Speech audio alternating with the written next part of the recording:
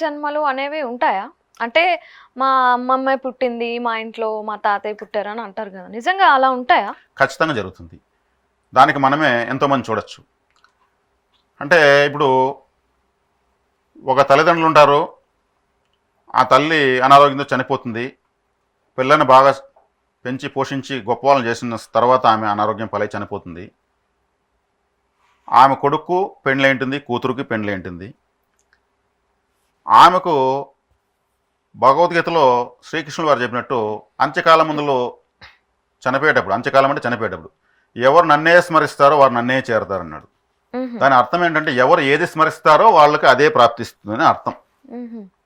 చనిపోయేటప్పుడు నా కొడుకు, నా కూతురు, నా కుటుంబము అనేటువంటి జిజ్ఞాసతో ప్రాణం విడిచేవాళ్ళు. ఎందుకంటే వాళ్ళకు ప్రపంచంలో ఇంక వేరే కుటుంబంతో అవసరం లేదు కదా. వాళ్ళు చనిపోయారంటే వాళ్ళ జన్మ సంస్కారం బట్టి కారణ లోకంలో తిరిగి మళ్ళీ అదే కుటుంబంలో పుట్టేదానికి అవకాశం ప్రకృతి ఇస్తుంది.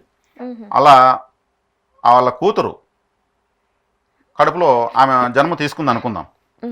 ఆమె పుట్టగానే పోలికలు అంతా ఈమెలాగానే ఉండడము, ఆమెకు మచ్చ ఎక్కడుందో అక్కడే ఆ బిడ్డకు ఉండడము, అమ్మ అనగానే నవ్వడం ఆ బిడ్డ. అది జెనెటిక్స్, డిఎన్ఏ. అది అలా అందరికి ఎందుకు కాదు, కొంతమందికి అవుతుంది, కొందరికి క్యారీ ఫార్వర్డ్ అవుతాయి, కొందరికి క్యారీ ఫార్వర్డ్ అవదు. వాళ్ళలో ఉండే జెనెటిక్స్ బట్టి అవుతుంటాయి. కరెక్టే. ఇప్పుడు ఈ బిడ్డ వాళ్ళ అమ్మను పేరు పెట్టి పిలిస్తే రియాక్ట్ కావడము, ప్రత్యేకించి వేరే ఇంకా ఇద్దరు ముగ్గురు పిల్లలు పుట్టినా కానీ వాళ్ళు కాకపోవడము మనం చూస్తూ ఉంటాం. అప్పుడేమవుతుంది, ఆమెకి ఇష్టమైనటువంటి పదార్థాలు, ఫుడ్, ఇవన్నీ కూడా ఎక్కువగా ఇష్టపడ్డము.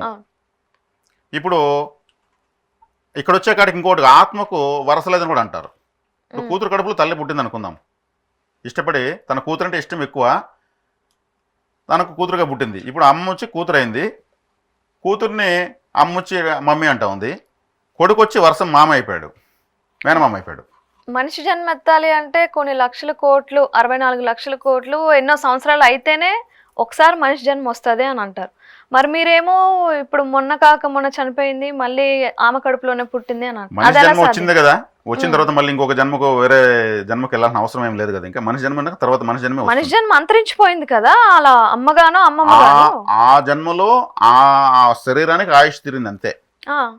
శరీరానికి ఆయుష్ తీరింది, ఆత్మకు ఆయుష్ అనేది పెరుగుతుంది. ఒక ఆత్మ అంటే మళ్ళీ వేరే అయిపోతుంది కదా, మనిషి జన్మ మనిషి శరీరం. అవును, ఆత్మ. మీరు ఆత్మకి వెళ్ళిపోతే మరి అది ఆత్మ అంటే చీమలోనే ఉండొచ్చు, పురుగులోనే ఉండొచ్చు, పాములోనే ఉండొచ్చు, ఏదైనా ఉండొచ్చు. ఇప్పుడు ఒక మనిషిగా జన్మించింది అని అంటున్నారు కదా మీరు. అవును, మనిషిగా ఉన్నటువంటి ఒక వ్యక్తి గాని స్త్రీ గాని చనిపోతే తిరిగి నేను పశుపక్షాదుల్లోకి వెళ్ళాలని కోరుకోదు కదా, ఆత్మకు కోరుకోదు. కానీ లెక్క ప్రకారం మన పురాణాలు శాస్త్రాలు ప్రకారం అంత ఈజీగా మానవ జన్మ దొరకదు కదా. ఆల్రెడీ మానవ జన్మ దొరికే కదా, దొరికిన తర్వాతనే కదా ఆ జన్మ కంప్లీట్ చేసింది, కంప్లీట్ అయిపోయింది. మళ్ళీ సైకిల్లో భాగంగా మళ్ళీ తిరిగి మానవ జన్మ వచ్చేదానికే కదా వస్తుంది. ఇప్పుడు ఒక ఎనుము ఉంది, అది ఒక దేవుణ్ణి, తన యొక్క జాతిలో దేవుణ్ణి ఎనుములాగానే ఊహించుకుంటుంది తన దేవతని. ఒక కుక్క ఉంది, కుక్క లోకం అనేది వాళ్ళకు దేవుడు అంటూ ఉంటే కుక్కలాగానే ఉంటుంది, వాళ్ళు ఊహించుకుంటారు. అదే సైకిల్ అలా ఉంటుంది. మనిషి ఏమనుకుంటాడు, రాబోయే జన్మ నేను మనిషిగానే పుడతాను, ఏదైతే నమ్ముతామో అంచకాలంలో నేను ఏదైతే మేము స్మరిస్తారో అదే జరుగుతుంది కదా. భగవద్గీతలో శ్రీకృష్ణుడు వారు చెప్పారు. మరి శ్రీకృష్ణుల వారు ఆయనే మనకి ఎగ్జాంపుల్, పరిపూర్ణ అవతారం. ఆయన గతంలో రాముడుగా జన్మించాడని ఆయన తెలుసు, నరసింహావతారం ఎత్తాడని తెలుసు, సాక్షాత్ మహావిష్ణువు అవతారం తెలుసు. అందుకే పరిపూర్ణ అవతారం శ్రీకృష్ణ అవతారం. ఆయన మళ్ళీ శ్రీకృష్ణుడు పుట్టాడు కాబట్టి రాబోయే యుగంలో ఏముంటుందో తెలుసు, ఎవరెవరిని ఎలా మోక్షం ఇవ్వాలో తెలుసు. అంటే ఇప్పుడు మనిషి కూడా ఆయన మానవుడిగానే జన్మించాడు, ఒక తల్లిదండ్రులకు ఒక మనిషిగానే పుట్టి యుగ సమాప్తి చేసి వెళ్ళాడు. సేమ్ మనం కూడా ఎలా అంటే ఈ జన్మ అయిపోయిన తర్వాత మళ్ళీ ఇంకొక వేరే బాడీ తీసుకోం, మనిషిగానే పుట్టాలనేది ఎలిజిబిలిటీ ఉంటుంది. దీంట్లో మీకు ఎటువంటి సందేహం అవసరం లేదు. మీకు ఏమైనా సందేహం ఉంటే మళ్ళీ కూడా క్వశ్చన్ చేయొచ్చు. లేదు, నాకు అర్థం కాలేదు. మనిషిగా చనిపోయిన తర్వాత మనిషిగానే పుడతారు. మనిషిగా చనిపోయిన తర్వాత మనిషిగానే ఎలా పుడతారో నేను ఆత్మ ఇంకొక శరీరాన్ని తీసుకుంటుంది. భగవద్గీతలో అదే చెప్పారు దేవుడు. ఆత్మ నూతన జీర్ణ వస్త్రాన్ని వదిలివేసి మనిషి నూతన వస్త్రాన్ని ఎలా ధరిస్తాడు, కొత్త వస్త్రాన్ని, అలాగే ఆత్మ క్షీణించినటువంటి శరీరాన్ని వదిలేసి కొత్త శరీరాన్ని ధరిస్తుంది. అంటే ఇంకొక జన్మ తీసుకుంటుంది, ఇంకొక తల్లిదండ్రులు సెలెక్ట్ చేసుకుంటుంది. అంటే ఖచ్చితంగా మనిషి అయ్యే పుడతాడు. ఒక మనిషి జన్మ ఖచ్చితంగా. అయ్యాక మళ్ళీ మనిషి సరే అయ్యే పాపాలు పుడతాడు. చేశాడు ఒక వ్యక్తి, మానవ జన్మకు అర్హతే లేదు అతనికి. నేను ఇప్పుడు చెప్పిన దాని ప్రకారం మనిషిగానే పుట్టాలి, మానవ జన్మ అర్హత లేని పనులు చేసి మనిషిగా పుట్టడం ఏందని మీరు అనుకోవచ్చు. ఉమ్, అంటే అతనికి అన్ని సౌకర్యాలు ఏర్పాటు ఉండవు. వాళ్ళే ఈ రోడ్ సైడ్లో పడి ఉంటారు కదా, వాళ్ళకి ఎక్కడ పుట్టుంటారు, వాళ్ళకి ఆధార్ కార్డులు ఉండవు, పాన్ కార్డులు ఉండవు, ఏది ఉండదు. అర్థమైంది. అంటే మనిషిగా పుట్టి వేస్ట్. ఉమ్, వాళ్ళు చేసినటువంటి పాతకాలకు వాళ్ళకి ఏం దోషాలు గుర్తింపు ఉంటుంది? పాపాలు. మనిషిగానే పుట్టారు, ఉమ్, మరి వాళ్ళు ఏం సౌకర్యాలు చూపిస్తున్నారు? ఎవరు గుర్తిస్తున్నారు వాళ్ళను?